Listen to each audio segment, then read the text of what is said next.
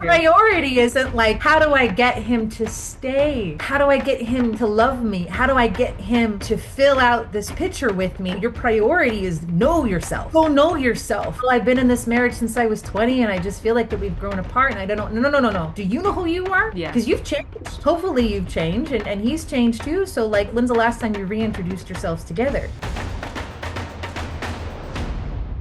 Hey, everybody. Welcome back to another episode of Ancient Intelligence. You've got your host, Anya Shack, and today I'm not alone. Today I am joined by a wonderful woman who is very special to me. She is a coach, she is a mentor, she is a wellness trainer, she is a mother, she is a lovely friend that I've known for just many, many years. And I will say, she has been one of the biggest witnessers of my life and my own transformation. She's someone that I hold very near and dear to my heart. And funny enough, she is the reason that I am here. So she is actually the reason that I am here. It was about 3 years ago when I came back to Dallas from my odyssey in Europe. She said, "You need to start a podcast. You've just been talking about this. You need to do it. Get it done." And then she made me get on a Zoom call and we pressed play. And so if you go back in the history on Spotify, it's not on YouTube, but it's on Spotify. You go back in the history, the very first episode of Ancient Intelligence, which was then called Venus and Mars, and I changed it. It is called Understanding the Male Gaze with Jamie Crawford. And this is the lady, Jamie Crawford, and I wanted to have her on because this is in honor of the 100th episode. So, welcome. God, I'm so enthused to be a part of the 100th episode. I have so much appreciation for this pathway that you've gone on because not everybody says yes to this. Not everybody, even who says yes, pursues it in depth and thorough. You have a gift for resourcing and researching that I have found in very few women in my life that know how to really synthesize the way that you do. So it is a gift to just be in the space with you. It's a gift to receive your intelligence, and it's a gift to read your blogs. I really so thank you so much for including me. Truly love you, sis. I am so happy you're here. I love it. I love when you text me and you're like, I didn't know that after you read one of my blog posts. It's fun.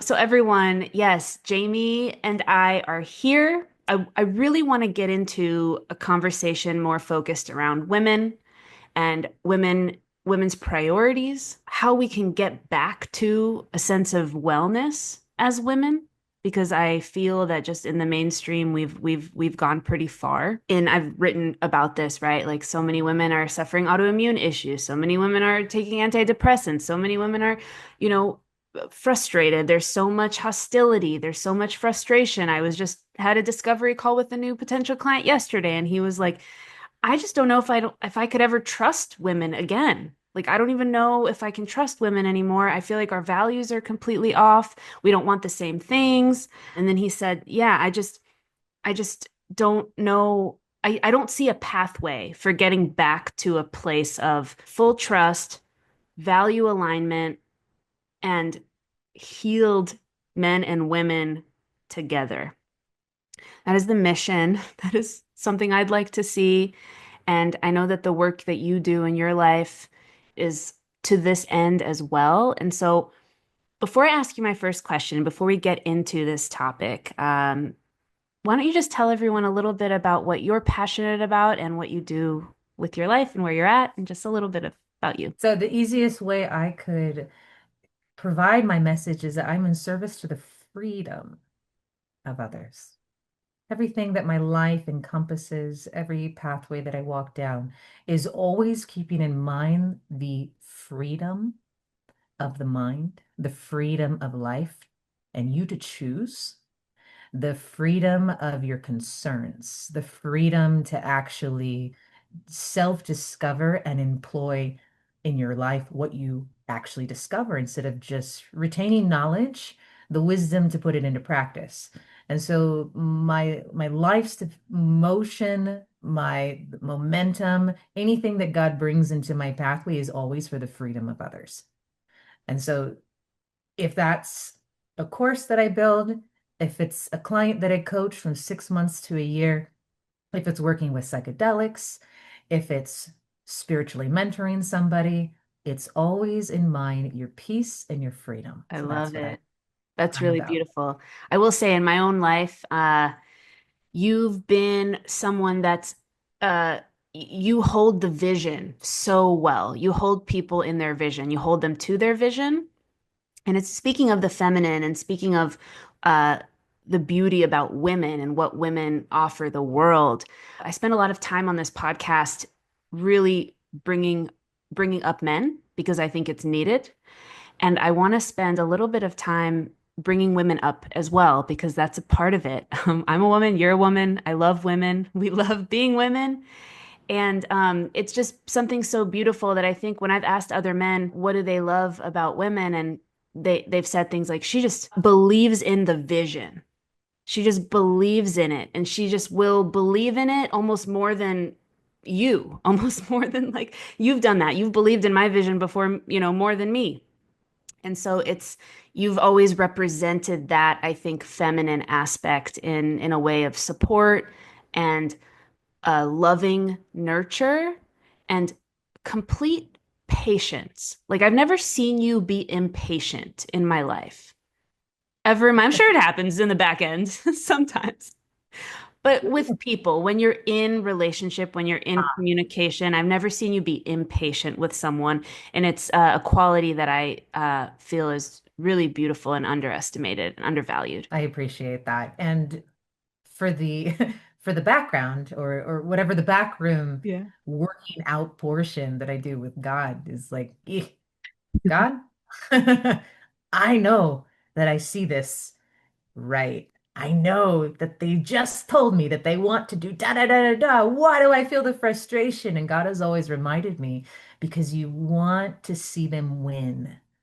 You want to see them win. So I've had to learn how to appropriately measure the amount of soft or strong hand that I apply to somebody in their season with my son, with myself, and Mm, understand that if I'm not holding the entire frame in grace, then it's not going to work.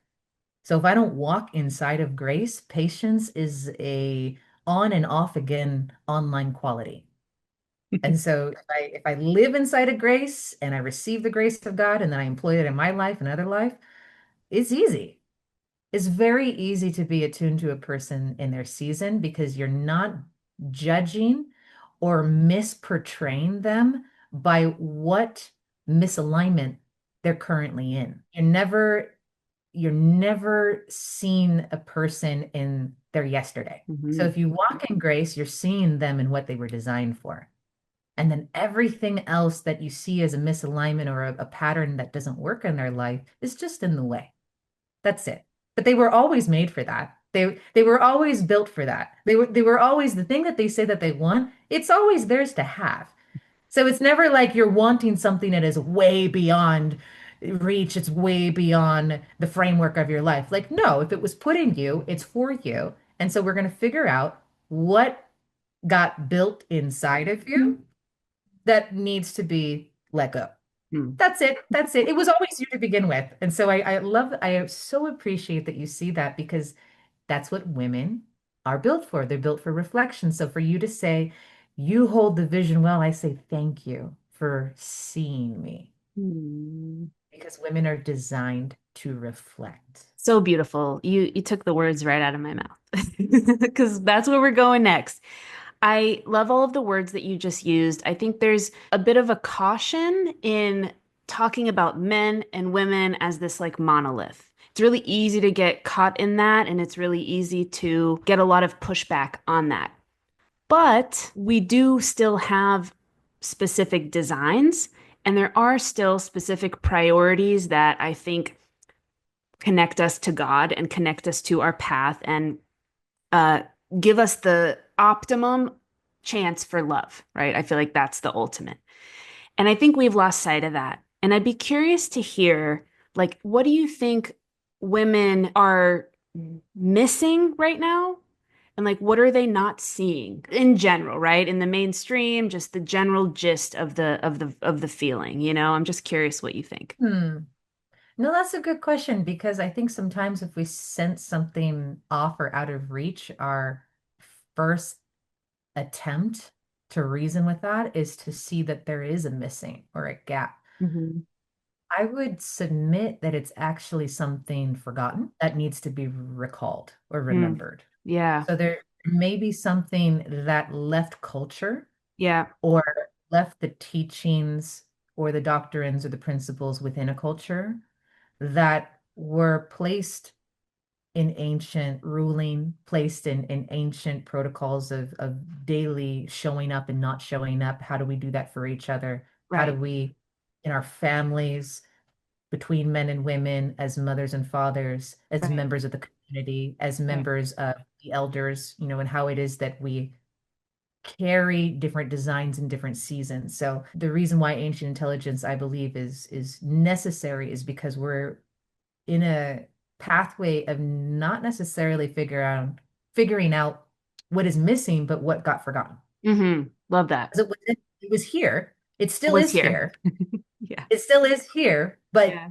we need greater exposure to those paradigms of thinking and the different patterns that you often provide here and the great researchers of our time and the great teachers of our time that have brought back something and synthesized it with the way Mm. that we frame it in modern times. Yeah. Just with the implementing of technology and the implementing of what types of income frameworks that we have now, Yeah. it's not so different. It's just that how it is that we understand it kind of got mistranslated. So I think there's a lot of mistranslation and the fact that we need greater exposure to better ways of thinking. Totally. One thing Mhm. that just sparks for me in like one thing that I think we've forgotten, and I love that frame. It's a great frame because you're so good at like seeing people. You're so good at like seeing the supermodel inside of the homeless person. It's true. It's a gift you have and it's beautiful. You help me be better at that too. And here's what we've forgotten. Same-sex spaces and separate spheres as sexes, as two sexes working together for the greater good of society, but oftentimes separately is really good for us. Yes. It actually feels like something that worked very well and provided fulfillment and meaning and also the mystique and mystery that happens between the sexes. That is something that is a beautiful thing. I find that that is missing, and to the point where I was mentioning to you, I sent you a text that was like, hot take, we should have separate gyms for men and women because this is ridiculous. This the tiniest shorts I've ever seen in my life are happening right in front of my face. It's just like I couldn't imagine, like, and the reason for these shorts, right, is because there's a good-looking man across the way, right? So that's just a little thing, but on a bigger scale, those separate spheres where, you know, the conversation happens around, well, we needed women's rights and we needed women to feel empowered so that women can go out there and like make things happen.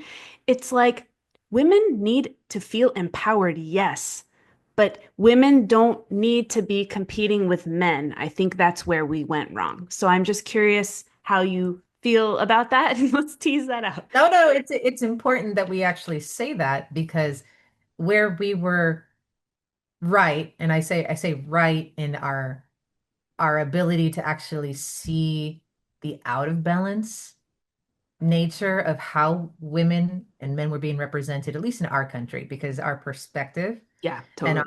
our perception as we talk about this is from the lens of an American woman.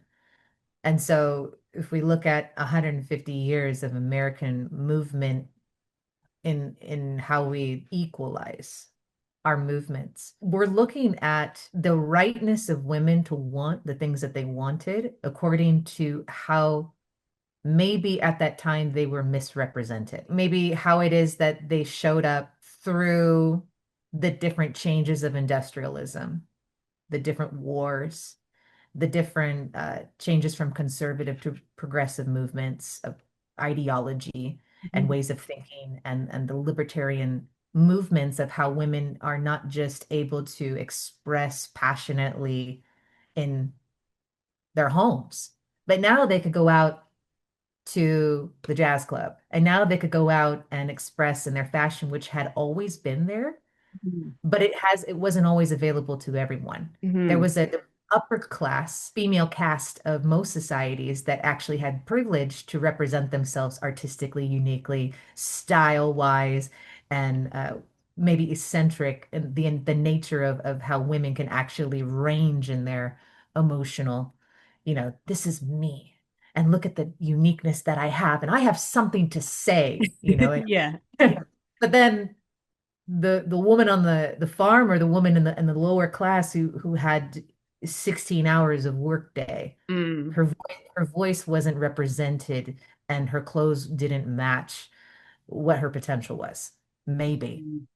The So class it's like, issue. yeah, right. And so where it is that we were right in our ability to want to defend our uniqueness in our expression, but also, the things that were out of balance as far as how, women fought to be treated or seen effectively. We took it across, we went overboard, Yeah. unpack. We went overboard. And it was lovely and right for us to see how we were powerful enough to create jobs, to build a family, to show up in your community, to write the books that you wanted, to do the art that you wanted, to have a philosophical conversation in an academic setting because that wasn't really happening. And to say like, wow, look at the Renaissance woman. Because we outlined the Renaissance man, but it was like, oh, Hmm. look at the Renaissance woman able to do all of these different things that Hmm. a man is capable and representing in the world. Hmm. Lovely. But then at what point did we stop needing men? Hmm. Yeah, What point did we say, I'd like to do those things? Now, it doesn't mean that women are not engineered to be engineers, totally. Totally. but the way they engineer in the workplace, the way they represent themselves in the dynamic of their communication, the way that they bring certain ideas to the table is still through a feminine brain. Hmm. For us to sit there and say that is you need to be thinking in the way that a man thinks in order to be a great engineer is off because it's causing her to misinform. She's misinforming herself. Like, oh, Well, I have to be out here doing exactly the same job in the same way, with the same attitude, with the same energy levels, in the same cycle that like I had a wonderful conversation with a good friend today, and she said, "Did you know that some of the women in the military, when they get deployed, they actually have to take a a hormone that stops their menstruation to be deployed. yeah. Stops. Jeez. That's already like Insane. that's insane. It's, Like what is that saying? well, all of this, I mean, and then that engineer can never actually be as good. I mean, she can't ever actually do things the way that a man would because she's not a man. So she'll always be second best. So it's like that second best syndrome, right? The challenger syndrome. That's just like the chip on the shoulder, which makes sense why the distrust is so prevalent because if you take men and you take like some just basic evolutionary biology and psychology, it's like they're really good at competing against each other when there's no out group, and they'll just like compete and compete and compete and try to one up and one up. But the moment that there's like a mission and we have to conquer another corporation or we have to conquer another business or whatever, they'll band together and it'll be like nothing ever happened and they'll just be that much better together. That's not female psychology. So it doesn't work. And so that's why instead of that being the primary reason for making money, having business, we have all these other reasons now why we make money and why we have business. And so it's really, really fascinating. Now you have, it has to be cultural, right? It's like, where did all that stuff come from? You have to have a pool table at your office and you have to have a pizza party and you have to have all this like comfortable stuff, which I think wouldn't I just don't think like men, I don't think that was a masculine addition to the workplace, right? There's a feminine addition to the workplace because it's the way women think. Like, can we make this more comfortable? It's like that meme of like the bachelor guy with the TV and the like mattress on the floor, and then it's just like effectively they just did what they had to do, and so women come in and they're like, "Oh no, we need like pictures on the wall at our workplace and stuff." So it makes sense why things are the way they are now. And women mostly do like not manual labor, right? Women are doing intellectual work. They're doing work like that, right? So it's interesting to me. It's like we got lost in the swirl of it all and we lost our sense of priority, right? I think that's what I want to come back to. Like even myself, having a really harsh, critical upbringing, right? I like to use Chris Williamson's term, like he calls it the insecure overachiever. You become like an insecure overachiever. And so I just feel like I took on a lot of like masculine thinking because of my dad. And so it was just kind of like, I have to do this and I have to do that and it has to be perfect. And it caused me like a lot of heartache and I just like a lot of stress. And I am sitting now and I'm thinking about how life is really about trade-offs and not you don't really get everything all the time at once. And so I'm really sitting in like what are the priorities and how do Right. we deal with that? And those are yeah, I think I just went on a little swirl, but um No, it's what important. are the priorities in general for women? What do you think they think the priorities are versus what they deeply want the priorities to be? Well, you actually make a really good point, and I think when you said, I think the word that I will use is there is a price. Yeah. There's a price. We will always pay a price. Yeah. And so I think to understand that to carry out a priority means to also pay a price for something. Mm. So if I focus on making something the center of my world, Hmm. I'm paying a price. Now, I could pay a temporary price or I could pay a long-term price. And then the price doesn't necessarily have to mean without reward or Hmm. without recourse or without some sort of pension package on, Yeah. on the backside, but I am paying a price. So we teach this to kids at a really young age. Like, well, if you want to come with mom to go get ice cream right now, then you're going to miss out on watching the movie with dad. Mm. You watch the movie with dad, well, then you're going to miss out. I'm going to go get ice cream with mom. So we teach kids really young, like you're going to pay a price. Yeah. So choose the one that matters the most to you. But then sometimes we get subconsciously stuck because the priority that we were maybe modeled or trained to care about, now we pay prices that are affecting our health Mhm. or affecting our mental well-being or affecting how many years that we spend doing a certain thing or Yeah. taking a pathway. Yeah. And we're not actually checking in about the price that we're paying. We just know Yeah. that we don't pay the one where we're left out.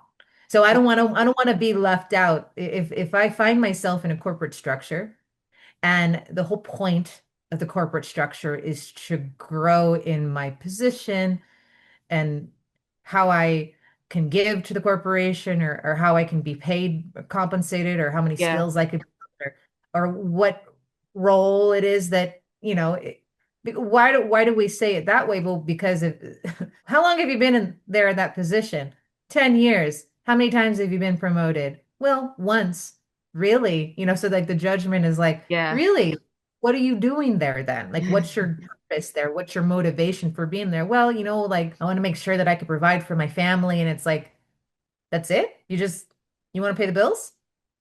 You Totally. want to like what else do you care about? Well, like what else do you spend your money on? Well, like I love going out to eat and I love we go to Disneyland once a month or I love getting my nails done and my hair done. Okay, great. So you value self-care or you value time with your family, you time with Mhm. your friends. Okay. So are you happy with your job? It's okay.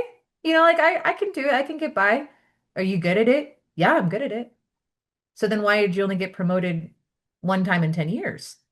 Well, I just, but that question, how many times are people asking us, like, why are you doing what you're doing? Hmm. What exactly is the thing that you care about the most that this is supplying you for? Hmm. But did you know that you can have both? You can have both the work environment that you would love in a way that it's actually matching your passions, in a way that it's actually prioritizing your mental health, in a way that your family can win and you can also win, because that's one thing that we struggle with as women in the nature of like, Yeah. let let me put myself on the altar for everybody else. Yeah. That makes sense. But I think we're women aren't even like we're not they're not even getting to that place. They're not even Right. getting there at this point because there's not a willingness to admit that like I want to use my brain and be creative and be needed and be fulfilled, but I don't want to be the breadwinner of my family. I don't Yes. want to provide the majority of the finances for my family. That is something that I imagine is true for most women. I'm sure there are some that don't feel this way, and there are some that probably will say, I love being the breadwinner of my family, or I want to be the breadwinner of my family. Awesome. Great. I would be hard pressed to find any more than like a 4 to 5% amount of women that are saying that. So if that's true, then why are we in a gender war that demonizes men? It's just like a little bit of logic could go a long way over the last 75 years. It's interesting. It's just, Yeah, well, then you'd have to give certain roles back to men. yeah, you would, right? You would. Mhm. Um, You'd have to restore the design of men that would predate the 1960s. right, right. Mhm. And the thing is, though, is like, this is something Mary Harrington talks about. I talk about it all the time too. It's like, I don't think women want to do nothing. I think women want to be very valuable in their communities and their families. And there's a big conversation about like, what does that look like? Like, Mhm. even for you, I'm just so curious, what have you come to learn about your desire to contribute in the world? I think I've always had a desire to contribute in the world. I think the question was, how big did I perceive that? If I thought myself to be of a certain value once upon a time, I would think, well, I could be valuable in my friend group, and that's good. Or I could be valuable because I'm the person who takes the phone calls at midnight. Or I could be valuable because I show up to the parties and I'm a great listener to people. Yeah, that's where I can give value. And then at one point you go, yeah, but you have all these ideas. What do you do with all these ideas? Well, somebody else can do that idea. Maybe I can go give that idea to somebody else and they could go bring it out. Yeah. And so then all of a sudden now I would be like, you know, you could, because people would be sharing with me, I was thinking about it and I'd be like, I have a great idea for you. For you. I have a great idea for you. Hmm. Because there was still, once upon a time, I didn't include myself of, oh, I'm capable of carrying that out. Hmm. Hmm. Now, it's wise to say that not every idea is for every person, Right. because if it's resourced and originated in that person, something in them has the capability and ultimately the skill set when if they didn't feel like it and if they don't see themselves as capable there, they can become capable Totally. of to carry that out. But that wasn't what I was thinking. I wasn't going like, man, you're the person. Totally. I was just seeing all these great ideas of how we could make healthcare better and how we could Yeah. actually create better apparel wear for gym goers that were actually cute, and how it is Totally. that we could do, like delivery systems for Totally. for midnight eaters, and how we could, Totally. I was like, oh wow, that could be a great idea, and that could be a great idea, and do nothing with it because I, once upon a time, did not see myself as valuable or capable. And so, to answer your question of how it is that I would and have perceived myself as what am I in the world? How can I give? How can I contribute? I do think my entire life I have felt that way. My whole life I have thought, well, how can I make it better? How can I make the environment better? If it means that I need to entertain somebody, okay. If it means that I need to make a presentation so that this person feels like their party went well, okay. And so I do see that along the way, I was looking for a place to be useful and to give value and something that I could see that I could actually contribute. But that was very limited to how it is that I saw my own capacity. Totally. If I if I didn't see that I was the one capable of doing it, then I would pass that off to others. And so even the growth of personal identity in my life was directly proportional to now how I was serving people. Right. I didn't have to lay myself down at the altar of insecurities, meaning like, oh my God, they're not going to love me if I don't answer their phone call. Right. They're not going to Yes. love me if I don't show up and listen to them. They're Right. not going to love me if I'm not the one making the party better. They're not going to love me if I don't just stay an hour with them like they paid me to, but I need to stay 2 hours with them because I need to over deliver. Yeah, because if I don't, it's not good enough. So Yeah. that usually I can see how that gets in the way for a lot of women until they declare some sort of enoughness in their world. And I've seen this. I've seen women transition to this, and everybody around them suddenly get offended because they're not there for them. Suddenly these women who were like overachievers and overproducers and over deliverers, now they're not available anymore because they're taking care of themselves and they're working on the projects that they left behind for 20 years or the Totally. things that mattered to them for the last 10 years, but they had no space and no time to even think about it or work on it because I had to over deliver and overcompensate and overproduce to make sure that you wouldn't reject me or leave me. And I'm lovable. And that's how I knew, so I think that, Yeah. that's a pathway that I had to go through, which is like, how valuable am I really? Yeah. Love it. This is great. I think there's a way to take this conversation indirectly in regards to like what's been forgotten in like thinking about someone like Cleopatra or someone, great women from the past or any woman that had her sense of self and also had the understanding that men will help you, right? So that's something that's really interesting that I have been thinking about as you were talking, right? Because listen, we've sat together in women's circles for years. Like in LA, we were in so many of those programs together. How many times did we do Grace together? We would Yeah. sit together in a group of what, like 50 to 75 women, and we would listen to women's stories and we would hear about what women are talking about and what they're looking for. And you know, the conversation has to be specific in that what are the ideas of women? What are they trying to do and create and express? And usually, the way that I talk to women and the women that tell me what they just want to be appreciated for their uniqueness. They want to, right? It's we, it's not even they, it's us. We want to be helpful. We want people to see us as worthwhile, that we're meaningful in this situation, we're needed. And I think men need to be needed too, but I think with women there's this sort of drive towards, like, even like you were saying, like we need to help them feel better. We need to help these people feel better so that they can be happier.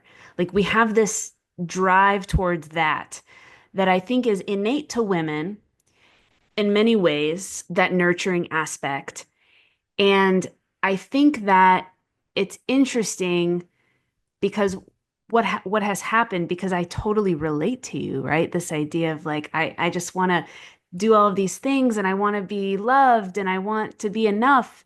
And then, we talk about how there's like the two types of woman that comes from that wounding, which is like the kind of aggro, like I have to do all this and it's never going to be enough, but like no one can help me and I'm competition to men, right? It's that feeling. And then there's the other one that's just like I can't do anything, no one's here to save me, like this whole thing. And so it's really interesting because like I was reading this book. It's one of my favorite like trilogy books about like 4,000 years ago. It's historically based, it's historically inspired fiction, but there's some stuff around like um Marija Gambutas's research on like the mother tribal cultures, the matriarchal cultures of like 4,000-ish years ago.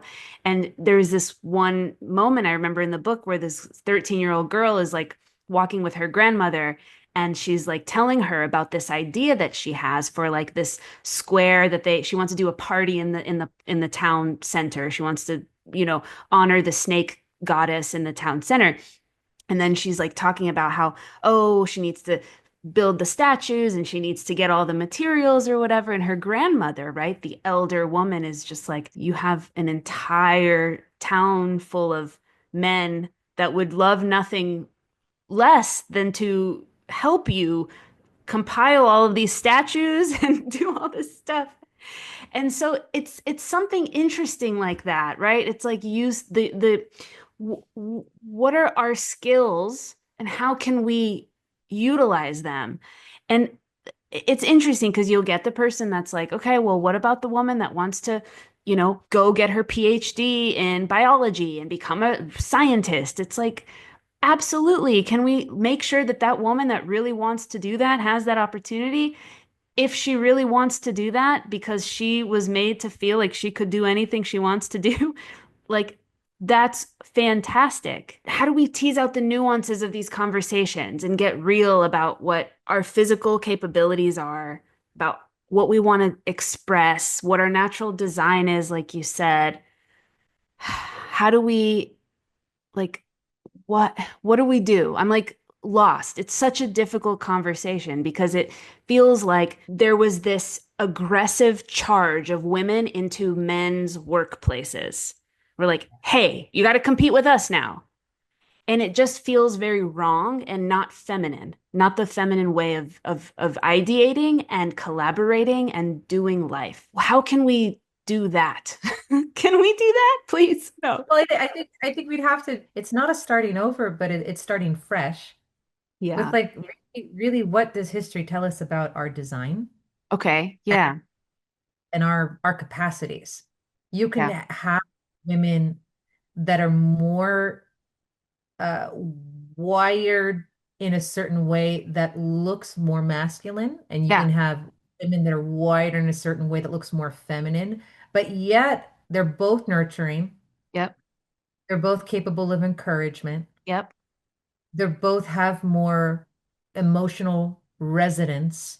Yep. Not to say that men don't, but they're designed to cross the Yes. lines of we have mosaic thinking, we have diffused awareness, so we're more oriented towards layers in the environment than men are. Yep. And that doesn't mean women are not capable of single focus, but if you look across domestic and corporate and community-based functioning, it's always like the man going like, here's the vision, and this is what we're doing. Yeah. Can help. And the women are like, oh, I can do this. And if you think about this, and here I could Mm. get the person for this. It's like the whole he builds a house, she makes it a home Yeah. picture. Every woman has the ability to creatively engage Totally. with what it is. And so it's like, well, what is your creative engagement? Is your creative engagement writing? Is your creative engagement knowing how to run a kitchen? Right. Is your creative engagement Right. understanding like how to bring new ideas to the marketing of that particular project? Is Totally. your so it's like, well, if I know that within me, as designed, I've got creative engagement capacity. I've Totally. got nurturing capacity. I've got the ability to reflect and magnify capacity. Now we're talking Mm. to all women and we're saying, in you, where has this been natural? In what Mm-hmm. area of life has this been a kind of a normal tendency for you? And what area of life have you actually gotten maybe the feedback that you're really good at this? Mm. And we're not sitting there going like, in order to be successful on this planet, you've got to follow this cookie cutter method of being Yeah. a successful woman in this world with her own home, which is an achievement, but it's also now she's a single woman in a home by herself coming home. What else? What Yeah. else? So like, how does that? Right. Well, that's the point that we're getting at, which is the point that you were talking to me about before when you were talking about your value and how you learned about your value. It's the atomization that's the problem and the individualism that's the problem, right? So imagine if the priority in everyone's mind as a teenager was partner with the opposite sex. That's our priority. Partner with the opposite sex, not just romantically, but in general, right? General. Across the Yes. board, like we're here to partner with them. We have different Yes. skills, we have different weaknesses. We're here to partner with them. And then get into your question, right?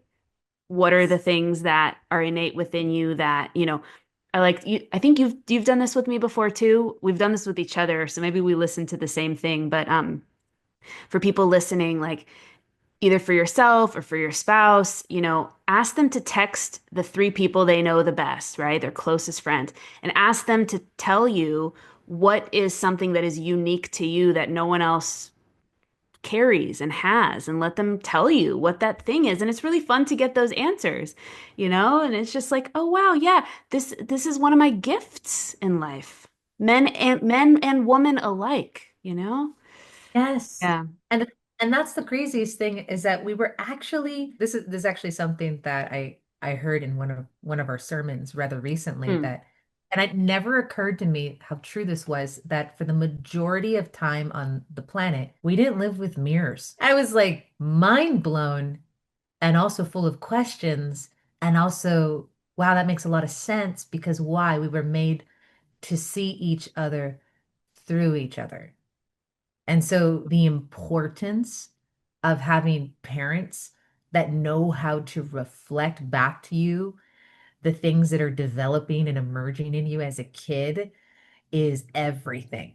Mm. Because now if you have the ability for a parent to see, oh, look at the unique gifts and their leanings and their weaknesses and their strengths and wow.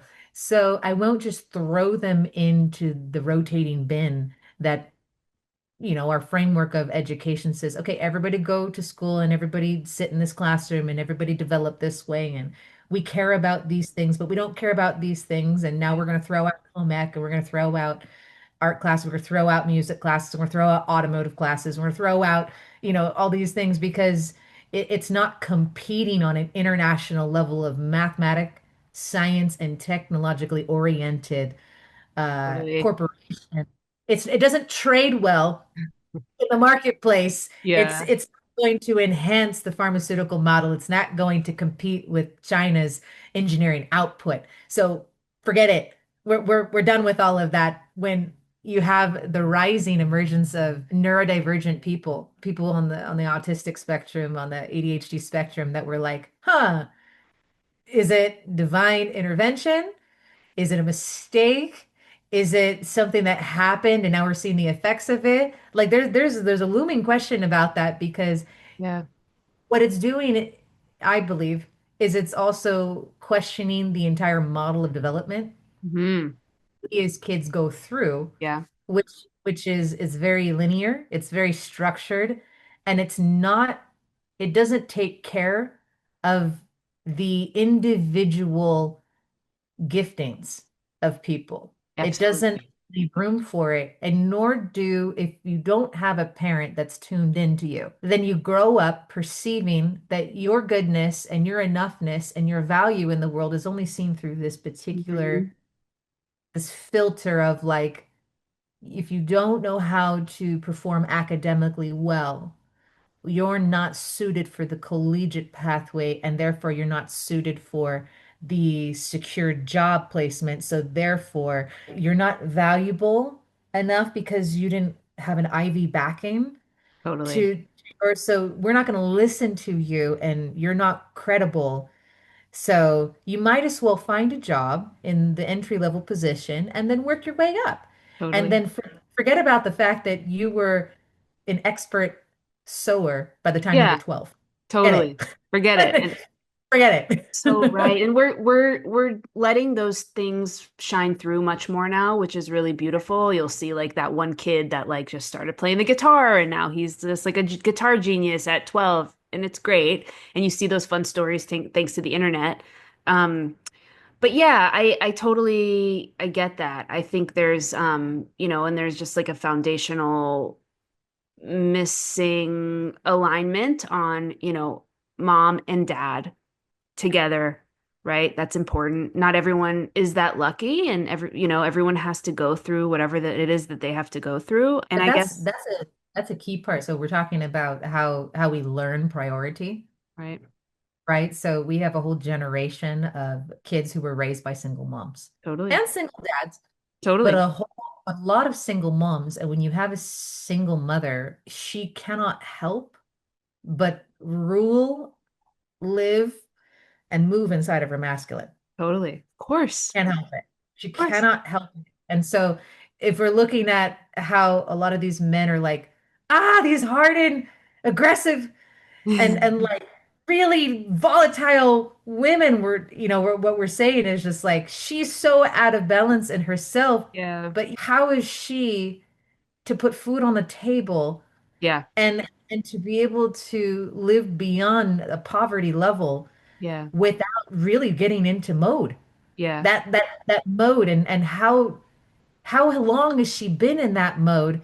Does she know how to turn it off? Does she know how to be in a feminine place? And then you take a poll of a lot of women and then they go, that's not safe. That's not safe enough to be in my feminine. Totally. And so then we're asking men, fix it, make it safe for us. But Hmm. then along that, we're testing them. What's your safe quality? Not realizing that it's not their hmm, hmm, No. not their job. Yeah. It's not their job. It's not their job to create internal safety. It's not. It's their job if they choose and they have it within them, and they do. Men have it within them to protect and provide. And at the same time, to rely or need a man to have to put into your environment the qualifications that are needed for you to rest, we Totally. have a problem. We Huge have a problem problem. because now I need someone else to manage internally what I said. I cannot do this without them doing it first. Yeah. Yeah. And it's not to say that, like, again, our whole emergent solution is both. Totally. And men have to come back to, what it is to even understand what a woman needs and her safety. Because it's not saying like, forget it, women, you handle it, you take care of it, we're off the hook. But yet at the same time, we have to grow whatever relationship that we see. Okay, I came home from work.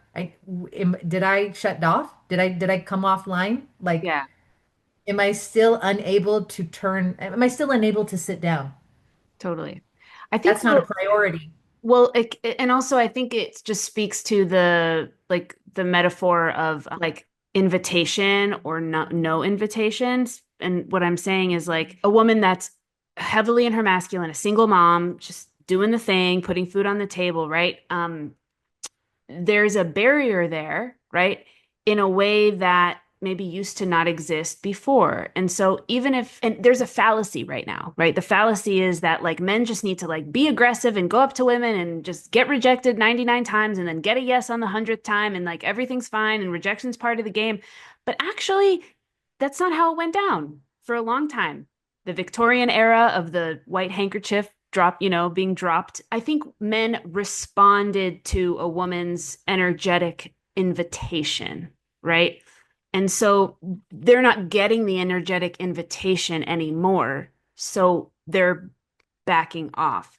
And the narrative that like it's men's responsibility to just like man up and do it anyway, it's like, well, no, actually, for most of history, women have given the energetic invitation.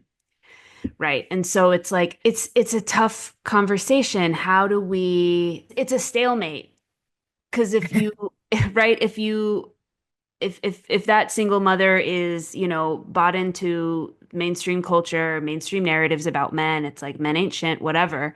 So you beautifully can probably see deep into her soul and know that deep down in her heart, she's thinking like, I just want a man to have my back. Like I really want to give him the invitation. I really, really do. I want to chill out. I want to relax. Like I want to create the space. But it's not a man's job to tease that out of her. It's her job, Yes. right? Yes. Yes. So that's that. And then it's also not a woman's job to tease out the masculinity in a man, right? It's his job. So the ultimate thing is we all need to have a little more agency in our Yes. lives. Figure out what the Oh, hell we yes. want. Yeah. It's true. It's Yeah. true. I do. I have to have ownership and I have to have agency of my part, Yeah. my participation. What's my turn? Yeah. My part in this dynamic is this. Yeah. Right. Yeah. And Yeah. like, Because otherwise what we've done is we've created a no-win situation. And totally. so you have a lot of women that, especially, I mean, forget that's a whole nother conversation around like what we attract with who we're being, because that's a whole nother reason, you Yeah. know. But if we look at what we see in a lot of women who have been single for a long time, you sometimes get women that have given up because and then to quote them, what other choice do I have? Yeah.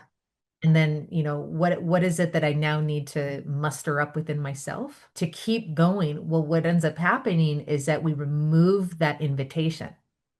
We remove the energetic, like, there's no men out here, so it's okay, because that's a natural defense mechanism. Yeah. It's like I can't keep showing my white handkerchief to everybody Yeah. because I'm like looking for worthy suitors Yeah. of my handkerchief, and I don't see any, and that's disheartening. Yeah. And I don't maybe yet know what it is that I am potentially projecting, or Yeah. what kind of like method I have of choosing that keeps giving me the feedback. Maybe I don't choose well Totally. yet. Totally. And that can be disheartening too, but whatever it is, that invitation that we hand out of like, hey, I'm here to potentially amplify your life. Would you like to partner with me? Is like, prove it. Prove yourself valiant, sir. Right. Prove Right. yourself worthy. And it's not like we're sitting there. We don't want to make it impossible. And we also don't want to give the invitation away to everyone. So it's like, but your priority of thinking first has to come from, I believe, as women, that we have to understand self Oh yeah. first, as Yeah. a priority of order, instead of being like, are you the one to fix my financial problem? Are you the one to fill in the role of father for my children? Are you the one who's going to help make it possible for me to stay home and do the sewing that I really, really, really want to be doing instead of being at this corporate job? Are you the one who's going to fill in the piece? And it's like, if I keep looking for who's the one that's going to figure out and Yeah. make it possible for me to finally rest, or Totally. to finally relax, and it's like it's gonna be challenging. It's gonna be really challenging because I'm not even aware of how it is that I'm picking. Totally. I'm I not don't even know even I'm doing aware. that. I don't even know that I'm doing that. And so it's like it doesn't mean stop needing a partner. Stop wanting men. Stop wanting somebody to come fill the piece. Because when that man does come, do I still have a handkerchief for him? Do I still have the ability to invite him in? Because if I don't have the ability, he could come and be like, wow, I have so much that I'd like to give to you. You're quite something. And you turn energetically away from him. He's like, wow, there's no entry into your life. I have no place in your world. I My don't God. I don't know Yeah. what to do with you. You're so wonderful and put together and lovely and man, you fit the bill. And yet, I don't know where I belong in your world because Yeah. energetically you've never given me any reason to fit in your world. And men need to know that they fit. They Totally. need placement and they need position. Otherwise, it's like I don't know what I'm doing for you because you didn't give me a job. Yeah. So I have to. It's quite an art form. At least and I've walked this pathway for a while. You've walked this pathway as well. And so, what is the art form of a woman who functions independently with great agency over her life? She's making sole decisions and she gets to make sure there's a roof over her head. And then Yeah. if she wants to start the business, ain't nobody going to do it for her. And Totally. if if 100%. she wants to go on vacation, nobody's going to come by and not to say this doesn't happen, but nobody's going to come by and be like, "Ah, I've planned the trip for you.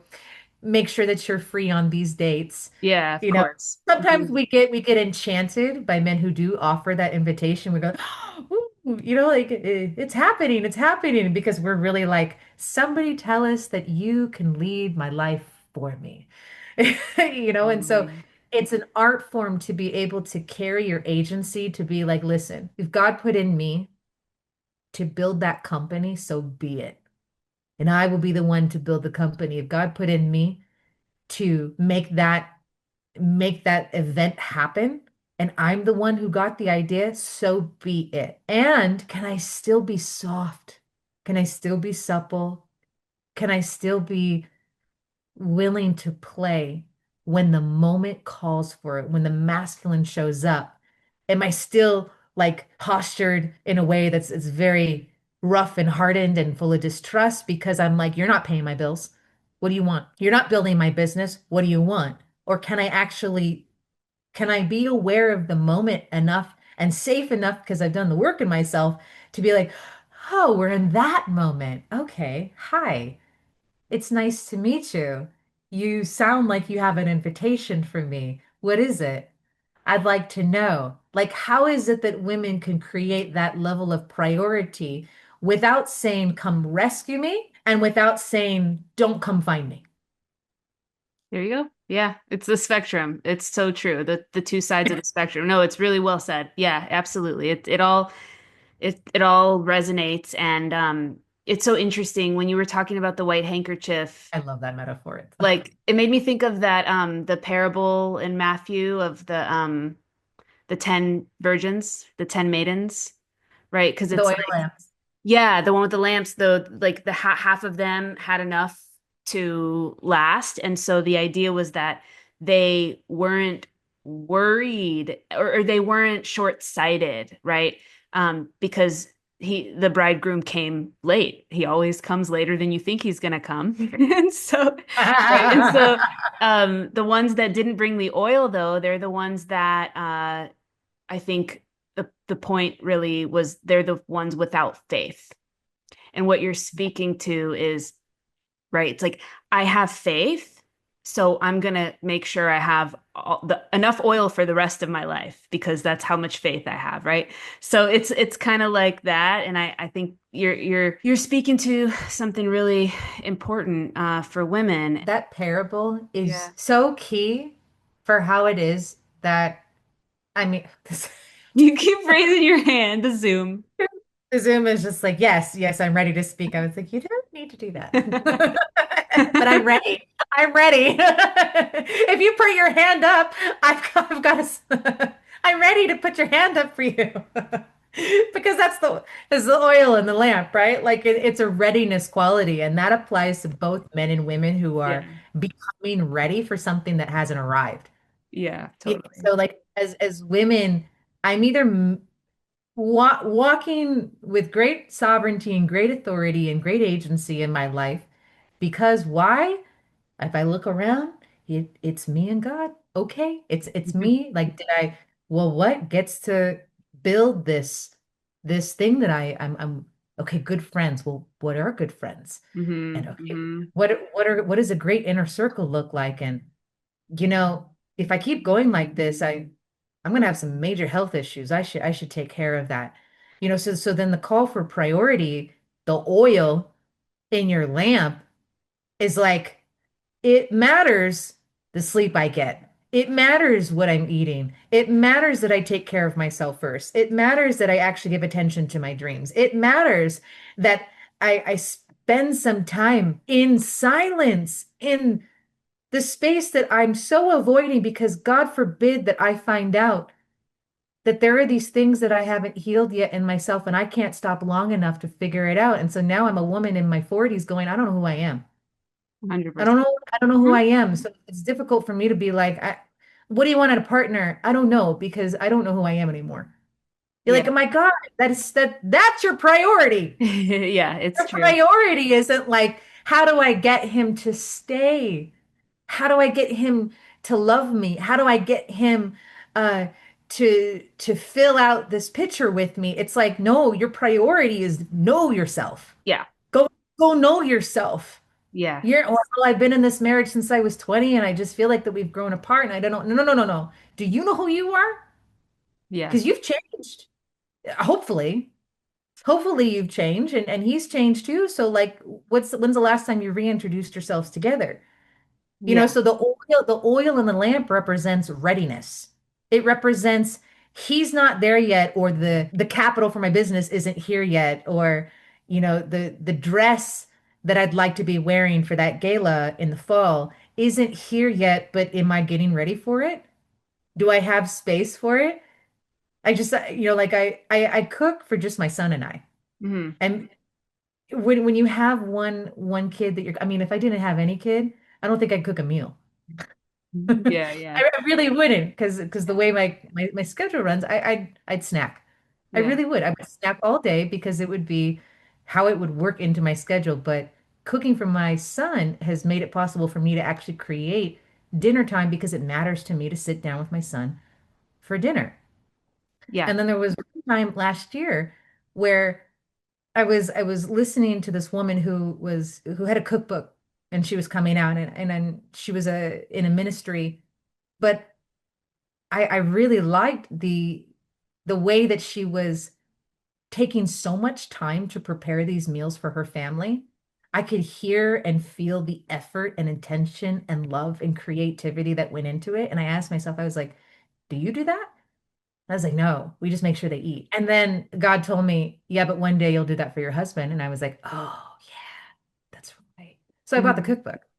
Love that. I bought the cookbook. He's not here, Hmm. but he will be. Yeah. And I will want to give that to him. And Yeah. so you can say like that's ridiculous. Like you don't have time for that. I don't have time not to think about that. Because by Hmm. the time he arrives, did I have oil in my lamp? Totally. You're speaking to a very, it's a very foundational distinction amongst people, right? You're speaking to, do you as a person have faith? Do you as a person have discipline? Do you as a person have connection to God and your spirituality, right? And if the answer is yes, then all of those things will become part of your path, if you will. Um, if not, then the the person that doesn't find themselves relating to you is a person that can't hear what you're saying. Right? It's so that's, we can't help everyone. That's that. No, no, no. But what you're saying is very beautiful and it's very true and it's something that I do in my life as well and you know that and the quiet moments, the small moments, the willingness to think deeply for yourself and the lamp story too is it's applicable for men as well like as many women out there that say men ain't shit and they don't have partner with men as their top priority. There are plenty of men that don't have partner with women as their top priority and there's like a just like the distrust and I understand there's just been a lot of heartbreak and heartache, and a lot of actions have been taken over the last many decades that have undermined men's ability to trust women on a mass scale. But the point in the end is that it's a little bit useless to take action on a mass scale. It's actually quite impossible. I get overwhelmed by it all the time. I think about like the way in which yeah, like school systems are run, the way in which kids aren't seen for who they are, the way in which like things happen on a mass scale that I just want to come in there and just be like, this is broken. There's better ways to do this. One day at a time, like one step at a time, and I think also one person at a time, because as I've changed in my mindset over the last decade. I think we've known each other now, what, like 8 years, almost a decade? I can't believe it. The types of people that come into my life are completely different. It's on another level, and it's not something that you consciously even choose this one or that one. It's like you don't even see the ones that maybe you were seeing crazy everywhere 5 years ago. Yeah. And it's just it's super beautiful, and I think priorities. Priorities. I'm gonna ask you one more question because I know we're almost out of time, but this has been so lovely. I hope also enlightening because I know a lot of men listen to this channel, and they're here for ancient intelligence and for what I'm doing here, and it's beautiful. I guess what would you say? Yeah, we talk about men a lot, and I want to focus a little more around women here. What would you say is some of the beautiful parts about women and female friendships and female love and female support and just the magic that is femaleness in this world in its like innate original design given by God, because oh, that's such a juicy thing, because I'm just like, oh God, it makes me so happy too. I would just be curious, yeah, like what would you say to them, and yeah, about women and what you want them to see and not lose sight of. I want women to be aware and knowing that they're of such value to this planet that inside of them is a certain uniqueness that was needed for this time. Mhm. It was needed for this time, that they don't have to be like mom, like grandma, like their best friend, like their teacher, like the influencer, like you can you can start to ask yourself questions based off of these people that you see, like, do I resonate with that? Do I see that the same way? Or like, oh, I like what she's doing. I'd like to do something like that too. That's a discovery process along the way. And inside, there is something inside of you that is not inside of any other woman, not inside of any other woman. And so to understand that that's why comparison is an absolute fallacy to begin with, because it will never capture what God has uniquely bestowed upon you, the seed that was put in you for you to grow and bring forth to others. Women are magnifiers. So when we understand ourselves first and foremost, like what is the unique matrix that's inside of us, what was uniquely planted in us, then now we can magnify that. Ooh, and now you could magnify that. And now she could magnify that. And she could magnify that. And now we sit there from a place of appreciation for ourselves and other people. Comparison dies, cooperation begins, and women could go, my God, I revel watching you. Mhm. I revel watching you, not because I am saddened because you got it and I didn't, not because I feel insecure and I'm idolizing you because somewhere in me I don't think that I even pale in comparison to what you can do and you're so good at this and Mhm. you know it's an age old telling that if I can witness it in another person, it's in you. Mhm. Because you can't see in somebody what doesn't exist somewhere in you at a measure. Mhm. At a measure. So the way that I put a woman up on her pedestal, somewhere I'm looking at her, and if I can see it in her, it's in you. Mhm. So I want women to understand this because if we get how ridiculously valuable and unique and important we are, not enoughness, whatever that lie is, Mhm. also dies. it dies Mhm. because now it's just whatever got put in you and whatever pathway is going to Mhm. activate it. That's it. It's just whatever pathway is going to activate it. And the cool thing is that women are so good because we're built to reflect that now if I can walk securely in me, now I can reflect accurately about you. Mhm. Now I'm not going to criticize you, but I'm going to encourage you. Mhm. Now Mhm. I'm not going to try to fix you. Now I'm going to try to uplift you. Totally. You Love know? that. So that's I love that because we're so good at it. We're so like, oh my, this is what men love. Mhm. Is she, Yeah, is she a champion? Does she champion me? Because like men go to war for women. totally.